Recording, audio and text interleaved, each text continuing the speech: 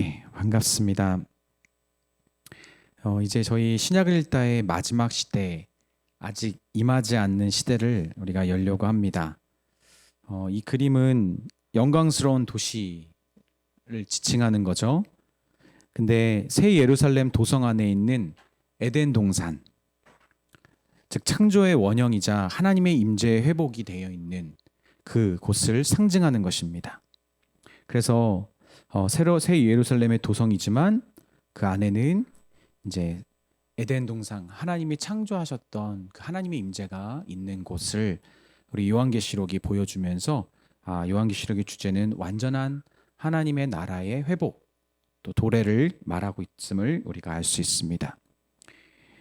신약의 모든 책들이 하나님 아들의 현재 통치에 대해서 나타내고 있다면 가장 마지막 책이자 유일한 신약의 예언서인 요한계시록은 그 아들이 통치하시는 현재 통치와 동시에 미래의 영광을 동시에 나타낸다라고 볼 수 있습니다.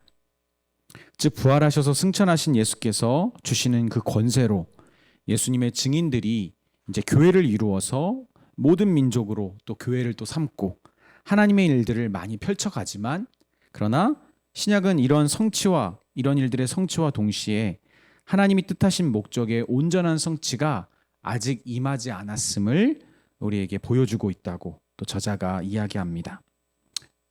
그래서 신약은 아직 온전한 성취가 임하지 않았음을 동시에 알려주고 그 요한계시록가 그것이 무엇인지를 우리에게 보여주는 것이죠.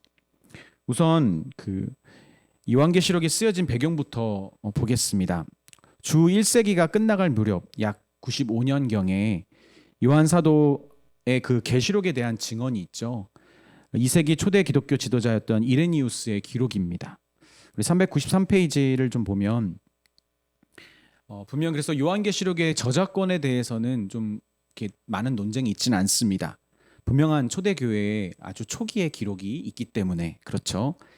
지난 시간에 보았던 유대인들의 반란과 로마 전쟁에서 기세를 잡았던 이 베시파시아수누스 그 장군이 이 요세푸스의 예언대로 정말 로마의 황제가 되고요. 그리고 그의 아들 이 티투스 장군, 예루살렘 정복과 성전 파괴에 앞장섰던 티투스 장군도 아버지에 이어 황제가 됩니다. 그런데 나중에 이제 콜로세움으로 그 이름이 지어지는 이 플라비우스 이 원형 경기장이 이제 건설되고 기념하는 그런 100일간의 검투 대회가 끝나자마자 약 1년도 안 되어서 티투스 황제가 죽습니다. 그리고 그의 동생 이 도미티아누스가 황제가 되는데, 근데 그래서 베시파시어스누스와 티투스와 그리고 도미티아누스 이 세 명의 통치를 우리는 그 플라비우스누스 황조라고 불립니다. 근데 문제는 이 도미티아누스 그 사람이, 이 황제가 로마 네로 황제에 이어서 유대인들과 기독교인들을 박해했던 악독한 황제였다는 것이죠. 그는 자신의 신상을 만들고 자기를 신으로 섬길 것을 명령하면서 자기를 주와, 이렇게 우리 화폐를 동전을 보면 아시겠죠? 자신을 주와 신으로 경배할 것을 명합니다. 이는 황제 숭배를 결코 할 수 없었던 그리스도인들에게는 재앙의 일들이죠. 네로 황제의 핍박과 유대인들의 반란과 그리고 로마 예루살렘의 침공이 본격적으로 일어나기 전에 이 말씀을 기록한 그 사도 요한은 이 소아시아로 이제 소아시아에 있는 에베소로 이동을 하게 됩니다. 그리고 교회들을 그리고 목회하게 되는 것이죠. 그리고 사도 요한은 이 도미티아누스의 심한 박해로 인해서 그렇게 에베소 지역 그리고 소아시아 지역을 목회하다가 반모라는 이 섬으로, 작은 섬으로 유배가 됩니다. 그리고 계속된 핍박이 소아시아 전역을 위협하자 이 사도 요한은 유배지에서 자신이 섬겼던 교회들을 향해 예수의 환난과 곧 임할 그의 나라에 대한 소망을 품고 오래 참을 것을 권면하는 편지를 쓰게 되는데, 이게 바로 요한계시록이죠. 그래서 파모 교수가 그 얘기를 하더라고요. 책에서 교회 리더는 이 고난에 계속 참여할 것을 독려하는 자이다. 네, 매우 인상 깊었습니다. 그렇다. 목회자는 자꾸 고난을 경감시켜주는 위로의 말씀만 전할 것이 아니라 고난에 오히려 더 적극 참여하라고 격려해야 될 자이구나. 아멘입니다. 네. 저희는 여기서 요한계시록이 먼저 서신이었다는 것을 저희는 좀 봐야 합니다. 사도 요한과 가까운 관계에 있었고 실제로 존재했던 특정 지역의 교회들이 받아볼 목적이 있었던 이 편지, 서신이었다는 거. 이게 요한계시록의 이 문학적인 양식에 있어서 서신적인 특징이 있다는 것을 우리는 꼭 이제 전제하고 가야 합니다. 또한 이 책은 묵시 문학의 양식을 띠고 있어요. 이 묵시 문학은 이제 구약 시대에도 다니엘서나 이 에스겔서나 이런 이 예언서에서도 있었던 문학인데 고대에는 이것이 매우 흔했습니다. 현실 세상에 대한 하늘의 관점을 드러내는 문학 양식입니다. 그래서 초자연적인 사건과 표현들, 인물들 표현들을 사용해서 보이지 않는 영적인 세상을 다스리는 분이 누구인지를 분명하게 보여주려고 했던 것이죠. 그래서 독자들이 처한 이 보이는 세상에 대해서 믿음으로 반응하도록 도전하고 격려하려는 목적으로 묵시 문학의 형태를 사용해서 쓴 것이 이 요한계시록입니다. 추가적으로 이야기하자면 과연 사도 요한이 이 묵시 문학이라고 하는 되게 환상적인 이야기들을, 환상에 관련된 이야기들을 한 번에 성령의 감동이 되어서 한 번에 쭉 이렇게 막 쉬지 않고 그대로 이거를 딕테이션이라고 하잖아요. 아무 감정 없이 썼는가? 그렇게 보지 않습니다. 분명히 사도 요한은 이 본 것, 자기가 보고 들은 것을 정리해서 차근차근 기록했을 거라고 보는 것이 저는 올바른 것 같습니다. 목적을 가지고 그래서 요한계시록의 구조가 아주 잘 짜여져 있습니다. 요한계시록의 이 장르가 서신이고 또 묵시문학이기도 하지만 이 책은 이제 계시라는 것을 잊지 않았으면 좋겠습니다. 계시. 이제 영어로는 revelation이라고 하는 이 reveal, 밝혀내다, 드러내다, 베일에 쌓인 것을 드러내다라는 뜻이잖아요. 가려졌던 것을 드러내다. 하늘의 성소에서 하나님이 보좌에 앉으신 것과 그분이 받으시는 놀라운 예배와 영광스러움을 밝히 보여주면서 하나님이 모든 것을 다스리고 계심을 이제 밝혀주는 이 책이 바로 요한계시록입니다. 또 무엇보다 이 계시록 1장 1절의 첫 시작에 요한 사도가 이렇게 밝히잖아요. 예수 그리스도의 계시라. 그러니까 말세에 어떤 일이 일어날지에 대한 그런 것이 주된 것이 아니라 사실은 기본적으로 이 책은 예수 그리스도에 관한 것입니다. 모든 성경이 예수님을 가리키고 있지만 높임 받으시는 인자이자 교회의 주님인 예수님이 하늘에서 찬송받으시고 하나님의 영원한 목적을 밝히고 이루시기에 합당한 분이심을 요한계시록은 분명하게 우리에게 보여주고 있는 것이죠. 그래서 교재에 아직 임하지 않은 시대 서두에 사실 그 내용을 좀 다루고 있는데 저자가 강조하는 것처럼 예수님은 사단의 거짓 왕국과 영적 전투에서 승리하시고 영광 가운데 다시 오셔서 최후 승리를 거두실 거라는 것. 그리고 우리가 성경 맨 처음에 보았던 하나님이 자기 백성 가운데 거하시는 생명나무가 있는 곳, 우리를 위해 죽음 당하신 어린 양을 영원히 사모하는 자들에게 임하는 그 새 예루살렘을 요한계시록이 보여주고 있는 것이죠. 책 391페이지를 보면 그 예수님을 가장 먼저 사도 요한이 이제 소개합니다. 예수 그리스도의 계시라고 직접 밝히는 이 책이 이 그리스도 예수의 현재 통치와 미래의 영광을 같이 드러낸다라고 말했잖아요. 근데 계시록 1장은 이 책의 목적을 바로 말하면서 자기가 본 것을 증언한 것이라고 말합니다. 그것이 1장 2절이죠. 그리고 이 말씀을 듣고 지키는 자는 복된 자들이라고 말합니다. 그리고 계시록의 말씀이 극심한 박해를 받는 교회들에게 그 권면과 격려, 위로를 넘어서 그리고 순전한 믿음과 소망을 지키라는 주님의 명령에 순종해야 된다라고 그렇게 이 순종을 요구하는 말씀이라는 거죠. 그래서 단순히 위로와 격려만이 아니라 순종을 요구하시는 말씀입니다. 왜냐하면 지금 1장의 내용입니다. 알파요 오메가요, 이제도 있고 전에도 있고 장차 오실 전능하신 예수 그리스도가 이렇게, 이게 성경의 구절이거든요. 우리를 사랑하사 그의 피로 우리를 해방시키시고 하나님 아버지를 위해 우리를 나라와 제사장으로 삼으신 분이 영광 중에 곧 다시 오실 것이기 때문에, 우리를 나라와 제사장으로 삼으실 하나님 아버지를 위해 그분이 곧 다시 오시기 때문에 그것을 예비하는 자로서 이 말씀을 지키고 순종할 것을 요구한다는 거죠. 396페이지입니다. 그리고 요한은 이 편지가 반모 섬에서 갇힌 중에 성령으로 감동으로 보고 들은 것이라고 말합니다. 그리고 그것들을 성령이 정확히 에베소, 서머나, 버가모, 두아디라, 사데, 빌라델비아, 그 다음에 라오디게아, 이 7 교회들에게 보내라는 명령을 받습니다. 그리고 교회의 주님이신 예수, 그분이 하늘의 성소를 밝히는 금촛대 그 사이에 계신 것을 보면서 요한은 주님의 영광에 압도당합니다. 그래서 납작 엎드려 죽은 것처럼 되는데 예수께서 두려워하지 말라, 그리고 오른손을 얹으시면서 두려워하지 말라 말씀해 주시고, 너가 지금 본 것, 그리고 지금 일어나는 일, 그리고 장차 될 일에 대해서 너가 기록하라라는 정확한 예수님의 지침을 받은 것이죠. 이거 좀 기억했으면 좋겠어요. 요한계시록은 본 것과 그리고 지금 있는 일을 해석해 주시는, 이것도 예언의 기능이잖아요. 그리고 장차 될 일에 대한, 이것도 예언이잖아요. 예언은 2가지의 의미가 있습니다. 장차, 지금의 일과 장차 될 일을 해석해 주는 것이 예언서입니다. 근데 그가 본 것이 무엇입니까?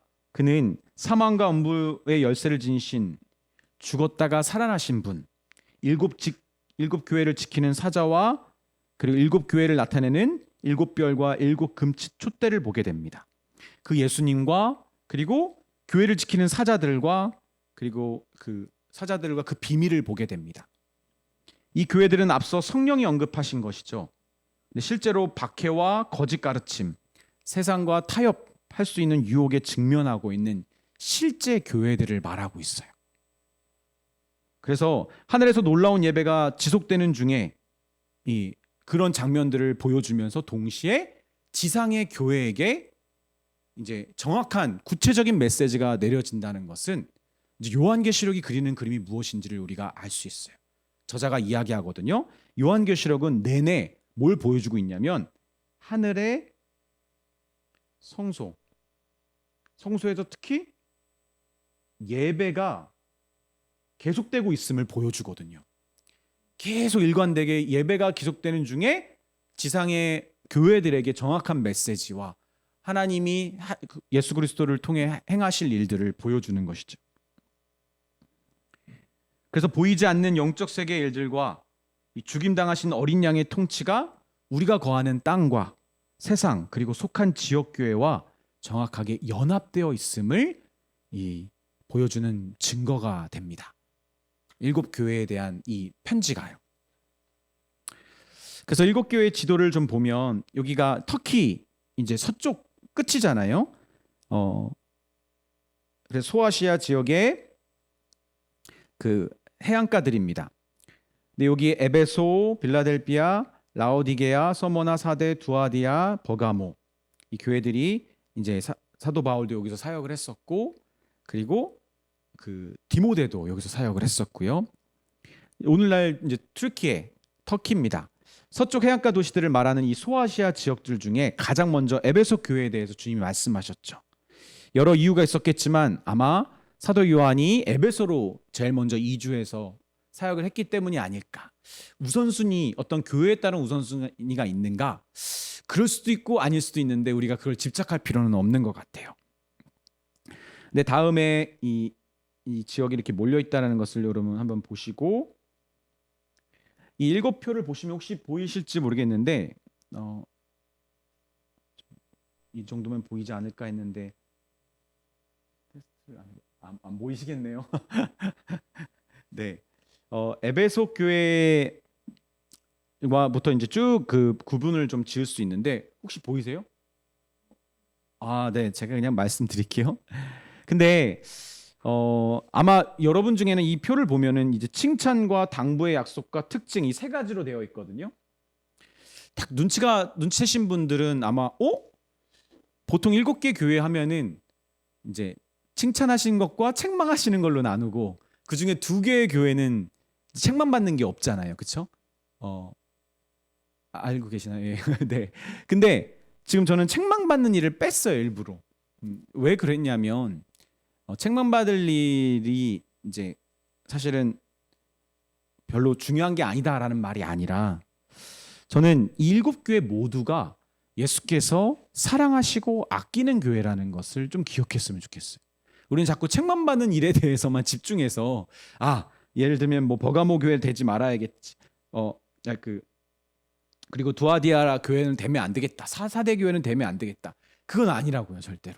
이 교회의 7개의 교회의 모습은 마치 완전한 우리 교회 안에 일어나는 모든 일들을 다 설명해 주고 있는 것 같아요. 어쨌든 에베소 교회는 분명히 성숙한 교회였고요. 그리고 선한 일을 하고 열심히 노력하며 인내한 교회입니다.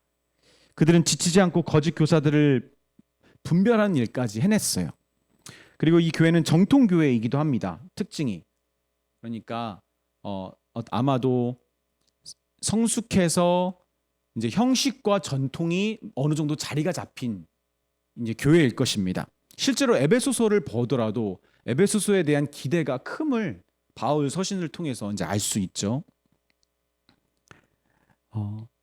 그런데 그들에게는 처음 사랑, 큰 사랑, 그들에게 제일 높았던 그 사랑을 기억하고 회개하여 처음 했던 일을 다시 행해야 된다라고 예수님께서 말씀하십니다. 그리고 로마 경제 동맹을 유지하면서 상당한 유대 공동체의 본거지가 되었던 이 서머나, 당시 소아시아의 중요한 항구 도시였어요. 그래서 이 도시의 자랑은 황제 숭배를 위해서 이제 헌정된 신전이 있었고요. 그렇다는 얘기는 유대인들도 많았고 황제 숭배에서 자랑하는 신전이 있다라는 것은 기독교인들에게는 최악의 조건입니다. 그렇죠?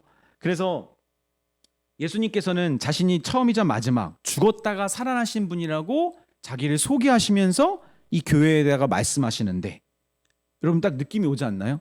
네. 그들의 환난과 핍박, 그들의 궁핍을 예수님은 잘 아신다라고 말씀하십니다. 그런데 오히려 그들이 어떤 자라고 말씀하시죠? 너희들은 가난하지 않다. 너희들이 부유하다, 영적으로 오히려. 그리고 그들을 핍박하는 유대인들은 사단의 회당이고 장차 더 크게 임할 고난이 있지만 두려워하지 말고 죽도록 끝까지 충성하면 생명의 면류관을 받았고 맨 마지막에 뭐라고 말씀하냐면 둘째 사망의 해를 받지 않는다. 영원한 생명이 너희들에게 있을 것이다라고 말씀하십니다. 이것이 의미심장한 2장 11절의 말씀입니다. 둘째 사망의 해를 받지 않을 것이다. 세 번째, 버가모는 탑 혹은 성이라는 뜻을 가지고 있는 높은 지대에 자리 잡은 곳인데 도시의 수호신들을 위한 신전들과 황제 숭배를 위한 신전들이 있었어요. 그래서 이곳에 대해서 하나님은, 예수님께서는 사단의 이 권자 자리가 있음을, 높아진 자리가 있음을 예수님께서는 지적하십니다.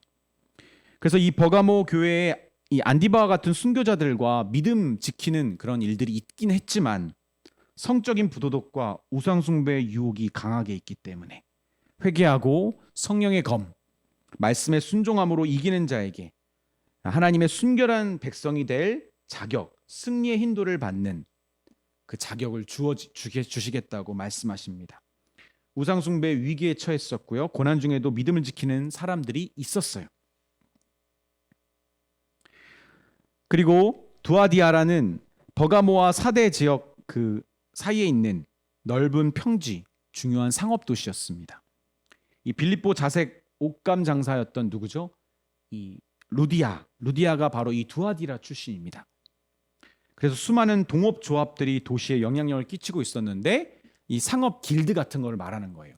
근데 이 상업 길드는 어떻게 유지가 되냐면 우상 숭배를 해야 됩니다. 그게 자격 요건이에요. 우상 숭배를 안 하는 그리스도인들이 이미 발각되면 그 길드에서 쫓겨나고 그리고 상업 활동했던 것들을 몰수 당할 수 있는 생계를 위협당하는 유혹이 너무나 컸던 것이죠. 이 교회가 신실한 섬김과 인내, 믿음의 진보를 보이긴 했지만 우상 숭배와 부도덕한 가르침을 용납했던 일, 그렇죠? 그것을 떼어내지 못했던 것, 질책하고 훈계해서 쫓아내지 못했던 일을 질책하시면서 세상 것을 수용하려는 영적 타협에 대해 경고하십니다. 그래서 바른 길로 돌이키고 끝까지 진리를 잡아라.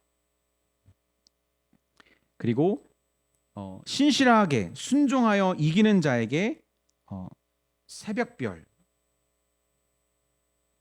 만국의 통치자의 권세를 주실 거라고 이제 말씀해 주십니다. 이게 두아디라 이제 교회에 대한 말씀입니다. 다섯 번째 사대는 상대적으로 부유한 도시입니다. 그런데 이 도시에 걸맞게 교회 역시 안일함과 태만함의 문제가 있었고 사실은 살아 있으나 죽은 교회라고 말씀하십니다. 그래서 예수님은 그들을 일깨워서 죽게 된 것을 굳건히 해야 된다라고 경고하십니다. 소수의 이 정결한 자들만 남아 있어서 이 교회에게는 도둑같이 예수님이 임하실 것을 경고하시고 이제 정신 차리게 하시려고 했던 거죠. 그리고 이기는 자들, 남는 자들의 이름을 생명책에서 지우지 않을 것을 말씀해 주시면서 그리고 너희가 그렇게 끝까지 믿음을 지키면 하나님 아버지와 천사들 앞에서도 내가 너희들을 부인하지 않겠다라고 예수님이 말씀하십니다. 매우 강하게, 그렇죠? 이름만 있는 죽은 교회를 깨우려면 정신 똑바로 차리게 강한 질책이 필요하잖아요. 살아있으나 죽은 자들. 제가 이런 얘기를 청년들한테 많이 했던 것 같은데, 그럼 믿지 않는 사람 만나지 말라고, 살아있으나 죽은 자들 만나지 말라고, 영적 시체를 만나지 말라고 경고했던 것 같습니다. 네, 아멘.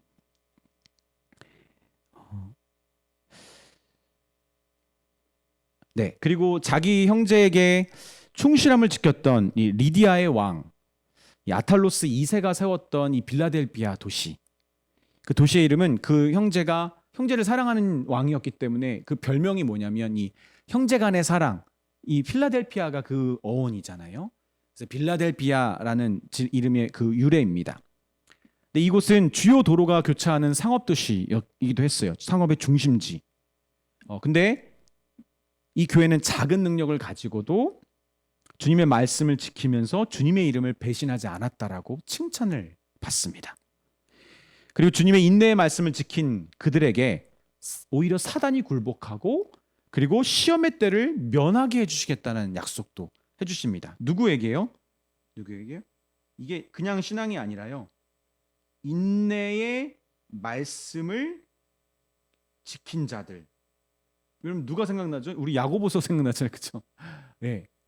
그래서 믿음의 온전함을 이룬 행함으로 믿음의 온전함을 이룬 자들에게 하나님은 사단을 굴복시키시고 환난의 때를 시험을 면하게 해주시겠다라고 굳이 그들의 믿음을 흔들 수 있는 시험을 하나님은 면하게 해주시겠다고 하십니다. 그리고 말씀을 끝까지 지킨 인내를 더 굳게 잡아서 이미 받은, 이게 너무 중요한 것 같아요. 이미 받은 생명의 면류관을 빼앗기지 않게 하라. 그렇죠? 이미 받은. 그리고 그들에게 이긴 자들에게 하나님의 성전의 기둥이 되게 하고 새 예루살렘의 이름과 예수님의 새 이름을 그들에게 기록시켜 주겠다고, 그 기둥에 기록하시겠다라고 예수님께서 말씀해 주십니다. 약속해 주십니다. 그리고 이 마지막 라오디게아, 일곱 번째 라오디게아 교회를 조금 주목해 봤으면 좋겠어요. 골로새 옆에 있는 도시입니다.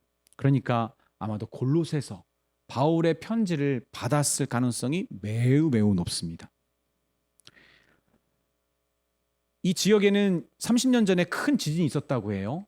그런데 그 지진으로 도시가 많이 무너졌는데 워낙 상업 금융의 중심지였고 부유한 곳이기 때문에, 출생부터 부유한 자가 세웠던 도시이기 때문에 이 도시는 로마 이 원로들의 도움, 협조를 재정 후원을 오히려 거절하고요. 자기들 힘으로 도시를 재건시킵니다. 그럼 얼마나 자부심이 있는 교회, 그 도시 아닙니까? 근데 여기에 특징이 남쪽에는 온천지대가 10km 내외 가까이 있었고 동쪽에는 냉천, 차가운 물이 흐르는 나오는 곳이 있었어요. 그래서 이 곳에 물을 대는 이 상수관이 이렇게 흐를 때 이 따뜻한 온천과 냉천이 같이 있다 보니까 이 도시에 물이 도착하면 이 물의 특징이 되게 미지근하다라는 거죠. 그래서 예수님께서는 이런 도시의 특징을 이용하셔서 그들이 뜨겁지도 차갑지도 않은 영적 상태를 지적하십니다. 그러나 오직 그리고 그들은 교만하여 가난하고, 그렇죠? 교만하여서 서머나처럼 부유한 것이 아니라, 가난하나 부유한 것이 아니라 그들은 부유하나 가난하고 벌거벗은 자기 만족의 신앙인 것을 예수님은 지적하십니다. 이게 너무 좀 자극적인 말을 쓴 표현이거든요. 그렇죠? 자기 만족의 신앙을 벌거벗은 신앙이라고 말씀하시죠. 그리고 그들이 어떻게 해야 되냐면 그래서 오직 하나님으로부터 받을 수 있는 순금으로 정련된 금으로 부유해져야 되고, 그리고 하나님이 입혀주실 수 있는 정결한 흰옷을 입는 것, 그렇게 입을 수 있도록 주님께 치료를 받아라, 주님께 나아와라. 이 진짜 이사야서 55장의 말씀이거든요. 그렇죠? 너희들이 배고프고 목마른 자들, 돈 주고 사 먹어 너희들이 양식을 구하지만 너희들을 만족시킬 수 없었던 그 배고픔을, 그 목마름을 내게로 와서 얻으라 라고 하시는 이사야의 말씀을 마치 인용한 것처럼 그들이 주님께, 오직 주님께 받을 수 있는 금과 흰옷을 입을 수 있도록 하나님께 나아오라고 이제 질책하십니다.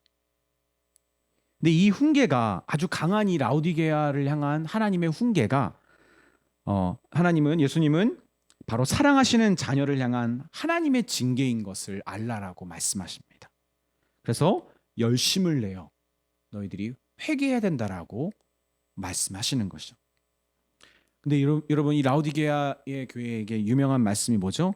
대표적으로 3장 20절에 볼지어다 내가 문 밖에 서서 두드리노니 누구든지 내 음성을 듣고 문을 열면 그에게로 들어가 그와 더불어 먹고 그는 나와 더불어 먹으리라. 여러분, 이 말씀이 이렇게 강한, 자녀들에게 하시는 듯이 강한 질책과 훈계의 말씀으로 교만하고 영적으로 발가벗은 상태에 있는, 자기만족에 취해 있는 자들에게 그들이 두드리는 주님의 음성을 듣고 주님께로 나아오라고 하시는 하나님의 그 따뜻한 권면을 들은 것이죠. 라오디게아 교회는 가장 강한 질책, 그러나 동시에 가장 강한 자녀를 향한 하나님의 호소가 담겨져 있는 것 같습니다.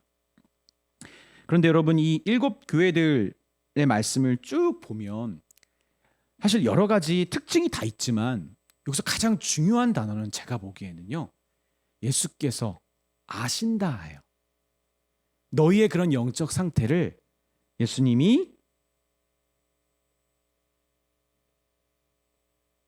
아신다. 그래서 7번 내내 쭉 반복되잖아요. 내가 너희를 아노니. 여러분, 이것이 아주 우리에게 중요한 포인트 아닙니까? 주님이 우리의 영적 상태를 아신다. 이게 어떡하지, 내가 잘못을 아신다, 이런 개념이 아니라 지금 우리에게 무엇이 필요하고 우리가 지금 주님 앞에 어떤 마음인지를 주님이 세밀하게 아시고, 왜 그렇죠? 이 7 교회를 돌보시는 주님의 사자, 7 사자들이 있었잖아요. 그렇죠? 주님의 영, 주님의 말씀으로 7 사자들이 이제 주님께 보고한 것이죠. 주님이 이 교회들을 아신다. 그리고 그들에게 맞는 또 메시지를 주신다라는 것. 이것을 우리가 좀 기억했으면 좋겠습니다. 그리고 나서 이것이 이제 2장부터 이제 4장까지의 내용인데, 3장까지 내용인데, 그리고 나서 4장부터 2일 후에, 내가 이것을 다 본 후에라고 하는 말씀으로 이제 시작되거든요, 4장이. 그리고 나서 4장과 5장은 공간을 초월해서 지상의 교회, 우리 방금 전에 지상의 교회를 봤잖아요. 2장과 3장을 지상의 교회와 그리고 동시에 존재하는 하늘의 교회. 그래서 2장, 3장은 교회와 그리고 4장, 5장은 하늘의 교회가 하늘의 교회를 또 보여줍니다. 그래서 우리에게 동시에 시간과 공간을 초월해서 존재하는 지상과 하늘의 교회의 모습을 우리에게 보여주면서 그리고 그 교회에서 높임 받기에 합당하신 예수 그리스도, 죽임당하신 어린 양을 이제 부각시켜 줍니다. 4장과 5장이. 그래서 지상의 교회와 하늘의 교회를 보여주면서 이 예수 그리스도를 이제 높이고 찬양받기 합당하신 분을 찬양하고 높이는 24 장로들과 천사들이 경배하는 모습을 보여줍니다. 왜냐하면 그분이 그 예수가 이제 곧 하나님의 뜻을 드러내고 밝혀갈 두루마리를 이제 두루마리의 인을 봉인된 인을 떼는 이제 분으로서 그 인을 떼기에 합당한 분으로서 그분이 하셔야 될 일이 있기 때문에 이제 지상의 교회와 하늘의 교회의 주인이신 예수를 보여주는 것이죠. 그래서 4장은 3장 21절에 미리 언급된 보좌에 앉으신 이로서의 창조주 예수 그리스도 하나님을 강조하며 그분이 하늘의 영적 존재들과 하늘의 신자들, 땅과 동시에 있는 우리는 한 땅에 있지만 또 하늘에 속한 신자들이잖아요. 그들에게 경배받으시는 모습을 통해서 예수님의 영광과 위엄과 존귀를 우리에게 보여줍니다. 406페이지에 보면 또 5장의 내용이 나오거든요. 그래서 그분이 찬양받기 합당하신 그분의 구원 사역을 이제 말하기 시작하는데 하늘의 뜻이 담긴 7인으로 봉인된 두루마리를 누가 여는가? 요한은 못 열까봐 걱정했지만 아니다. 이 다윗의 자손이신 예수 그리스도 합당하신 분이 있다. 그러면서 이제 5장의 말씀을 이제 우리가 보는 거죠. 이 5장 6절부터 10절까지의 그 내용인데 한번 여기 좀 주목했으면 좋겠어요. 내가 또 보니 보좌와 내 생물과 장로들 사이에 한 어린 양이 서 있는데 일찍이 죽임당한 것 같더라. 7뿔과 7눈이 있으니 이 눈들은 온 땅에 보내심을 받은 7영이더라. 이것은 교회에 관한 것이 그 7교회에 관한 것이 아니라 온 사방을 보시는 주님의 무한한 지식을 말할 가능성이 제일 높습니다. 어쨌든 어린 양이 나와서 보좌에 앉으신 이의 오른손에서 두루마리를 취하시니라. 그 두루마리를 취하심에 예수가 내 생물과 24 장로들이 그 어린 양 앞에 엎드려 검은고와 향이 가득한 금대접을 가졌으나 이 향은 뭐죠?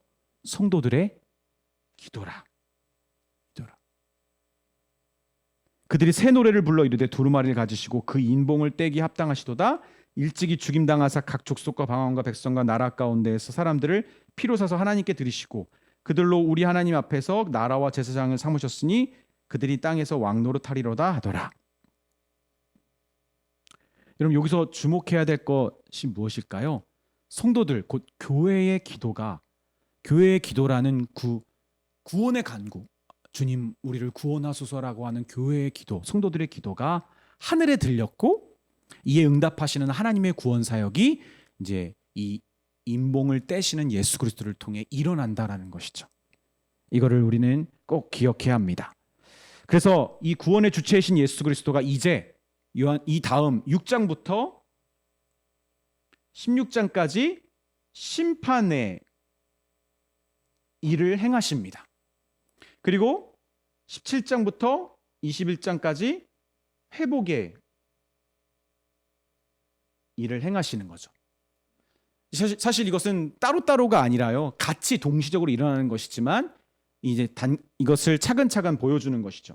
그 합당하신 분, 성도들의 기도의 간구로 하나님이 이루시기 위해 그 인봉을 떼라고 명하셔서 예수 그리스도가 그 일을 인봉을 떼시면서 시작하시는 심판의 일과 회복의 일을 보여주는 것이 이제 나머지 요한계시록의 내용인 것이죠.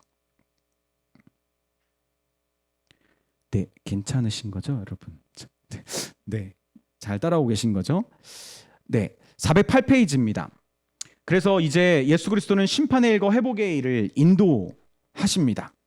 그래서 7개의 인, 7번의 나팔 소리, 뭐 7 우레도 있지만 7 대접. 그래서 7개의 인, 인, 그리고 7번의 나팔 소리, 그다음에 7대접. 이 각각 심판을 나타내는 이 세 가지의 이 반복적인 모습을 통해서 예수가 심판자로서 어떤 일을 행하시는지를 보여주는데, 이 특징은 이 책에서는 그렇게 나오지 않지만 특징은 점진적으로 거세진다라는 것, 점점점 그 강도가 세진다라는 것과요, 심판이.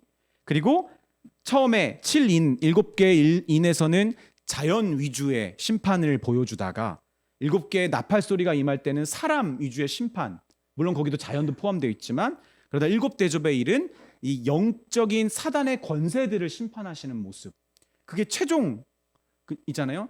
악한 세상, 악한 사람, 그리고 악한 영을 심판하시는 하나님의 예수 그리스도의 심판자로서의 사역을 이제 점진적으로 보여주는 것이죠.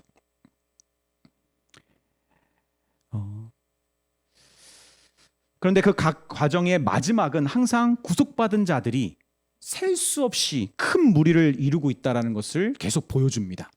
그래서 이것이 심판만이 아니라 회복, 구원이 같이 일어나고 있음을 이제 사도 요한은 계속 보여주는 것이죠. 그래서 이것을 다 보는 것은 저도 여러분에게 그것을 다 설명할 자신 없고 구체적으로 너무나 오래 걸리겠죠. 근데 간단하게 본다면 이제 하나님의 심판은 피조 세계의 파괴를 가져올 것입니다. 그것이 바로 7인의 심판이고요. 그리고 전쟁과 기근을 통해서 주로 나타남을 보여줍니다. 그때 특징이 있는데 7인, 6인까지 쭉 이제 나오다가 7인을 떼기 전에, 그리고 7 나팔을 떼기 전에, 그 전에 삽입이라고 하는 그 관련된 또 보충하는 내용들이 들어가 있는 것이 요한계시록의 특징이에요. 그래서 우리 그 정의원들은 이미 요한계시록 한번 같이 연구해봤기 때문에 그거를 다시 한번 보면은 조금 설명을 보면은 알 수 있겠지만, 그런데 그 중에 좀 기억해야 될 것은 7인이 심판에 대한 내용이지만 5번째 인을 뗄 때 심판의 내용이 아닌 하나님의 말씀과 그 증거로 인해 죽임당한 성도들, 순교자들의 탄식이 있어요. 그 성도들은 특별히 하늘의 성전의 제단 아래서 탄식의 기도를 올리는데 하나님께, 그리고 점점 강화되는 하나님의 심판이 바로 이 순교자들의 기도에 대한 응답으로 보여지고 있다는 것. 그러니까 하나님이 그냥 일방적인 심판자로서 세상을 심판하시는 게 아니라 동시적으로 순교자들의 기도가 하나님의 심판을 이끌고 있다는 것을 좀 보여준다는 거죠. 그 순교자들이 더 많아질수록 그들을 핍박했던 자들이 하나님의 심판의 근거가 되는 거죠. 네. 그리고 우리가 이 7장에 보면, 여기서 보면은 심판 7 할 때 7장을 보면 7장에 14만 4천에 대한 이제 내용이 나오거든요. 이게 보충 설명의 내용입니다. 7인을 떼기 전에, 마지막 7번째 인을 떼기 전에 보충적인 설명이 나오는데, 그 14만 4천은 우리가 아는 것처럼 특정 정말 14만 4천을 모아야 되는 게 아니고요. 그렇죠? 우린 잘 알고 있죠? 12지파, 12지파를 이제 곱한 거잖아요. 그래서 민수기 1장에서 나오는 이스라엘 백성의 계수 사건을 배경으로 하고, 그리고 사도 요한은 교회론적 관점에서 하나님 백성의 수의 완전성과 충만성을 드러내기 위해 12 곱하기 12 곱하기 1000을 한 것이죠. 그래서 이 부분을 좀 우리는 기억했으면 좋겠고요. 하나님의 백성의 수의 완전성과 충만성을 드러내는 숫자, 상징적인 숫자입니다. 그리고 또 요한은 각 나라와 족속과 백성과 방언에서 아무도 능히 셀 수 없는 큰 무리, 하늘에 속한 하나님의 모든 성도에 대해서 보여주는데, 이 셀 수 없다라는 그것은 현재 성도들뿐만 아니라 완전한 하나님의 백성의 수가 있다라는 것, 절대적인 수가 있다라는 것을 우리에게 보여줍니다. 그리고 그들이 하나님의 보좌 앞과 부활하신 어린 양이 계신 곳, 바로 하늘에서 순교적 정신으로 승리를 얻고 있는 교회임을 말해주고 있어요. 그래서 이런 장면들을 사도 요한이 보여주면서 하나님의 심판 가운데 특별히 보호받고 있는 하나님의 교회와, 그리고 환난과 핍박 가운데 승리해서 하늘의 완전한 보호와 위로를 받고 있는 그 지상의 교회와 그리고 하늘의 교회를 동시에 보여주면서 현재의 교회가 이미 종말론적 축복을 하늘에서 경험하고 있다는 것을 요한계시록이 보여주고 있어요. 이제 요한계시록만 보면 사실은 우리의 구원 사역이 하나님의 구원 계획이 교회 중심으로 일어난다는 것을 명확하게 알 수 있는데, 근데 그 교회의 특징이 뭐냐면 지상의 교회와 하늘의 교회가 같아요. 네. 그것이 너무 신기한 부분이에요. 그러니까 지상의 교회가 세워졌다는 것은 이미 하늘에 세워진 교회의 모습인 거, 나타나는 모습이고요. 그리고 하나님께서는 우리를 보호하시고 위로하시고 이미 종말론적 축복이 이 교회 가운데 이미 있다라는 것을 우리가 기억했으면 좋겠습니다. 411페이지를 좀 넘어가면 시간 관계에서 조금 넘어갈게요. 네.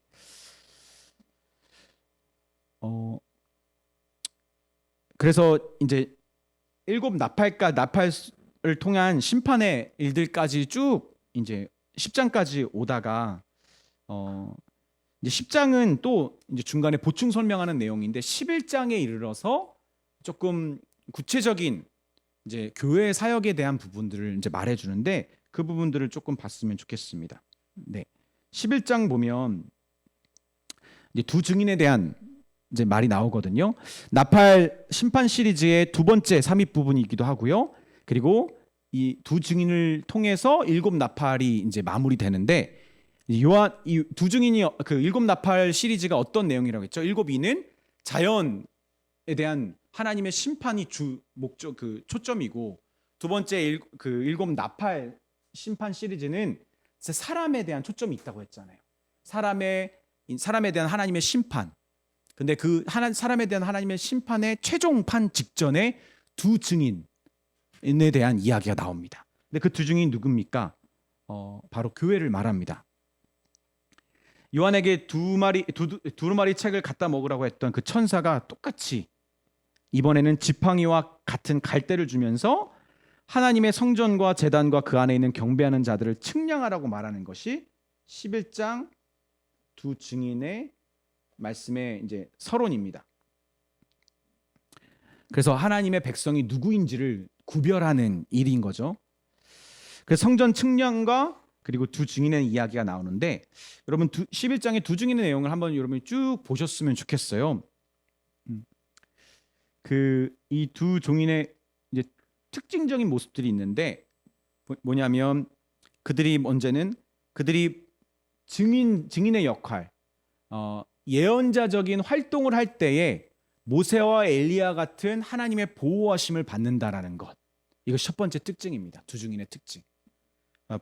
두 증인의 특징은 첫 번째, 하나님의 보호하심, 권세 아래에서. 언제? 그들이 예언의 활동을 할 때, 복음을 전할 때.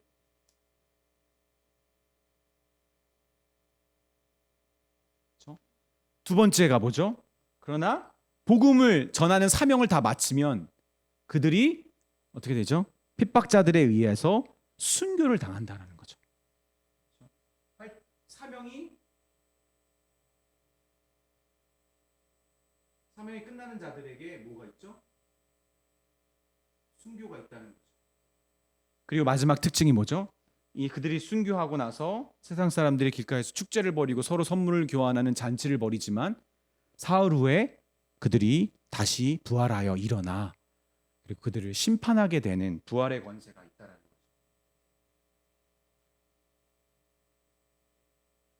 거죠. 가 있다라는 게 이것이 두 증인들의 세 가지 가장 큰 특징입니다. 마치 예수님처럼, 그렇죠? 교회가 복음의 사역을 감당한다라는 것. 그래서 그동안 나팔 심판을 통해서 6번의 나팔 심판을 통해서 그렇게 임했던 재앙과 큰 환난에도 회개하지 않았던 자들 있었거든요. 그런데 이 7번째 나팔 심판, 최종적인 나팔 심판이 일어나기 전에 두 증인의 교회의 모습을 보여주면서 교회의 복음 사역과 순교와 부활의 권세로 회개하지 않았던 자들이 회개하게 되는 역사가 일어나요. 그 교회의 능력을 보여주는 거예요. 그래서 두 중인 교회의 사명, 복음 증거의 사역의 결과가 이렇게 그 능력이 나타남을 보여주면서 이제 일곱 번째 마지막 나팔이 울리면서 그리고 경배와 찬양을 시작하게 되는 내용이 나오는 게 11장의 내용입니다. 그러니까 제가 이제 11장까지의 내용만을 보여드렸지만 사실 요한계시록은 아주 잘 짜여져 있는 분명한 메시지를 전하기 위해 잘 짜여져 있는 편지이고요. 사도 요한은 이것을 자기가 보고 듣고 경험한 것을 그 당시에 초대교회 사람들이 알 수 있는 에스겔서에서 사용했던 단어들과 어휘들을 그리고 요엘서와 또 그리고 선지자서에서 사용했던 구약의 단어들을 이제 인용해서 묵시문학의 형태로 이렇게 메시지를 더 부각시키고 전달하기 위해 이제 기록했다라는 것을 여러분이 기억했으면 좋겠습니다. 그래서 다음 시간에는 이제 우리 일곱 대접 시리즈와 그리고 이제 회복의 일, 예수 그리스도가 인도하시는 구원 사역에 있어서 회복을 우리가 보면서 요한계시록을 마무리하도록 하겠습니다.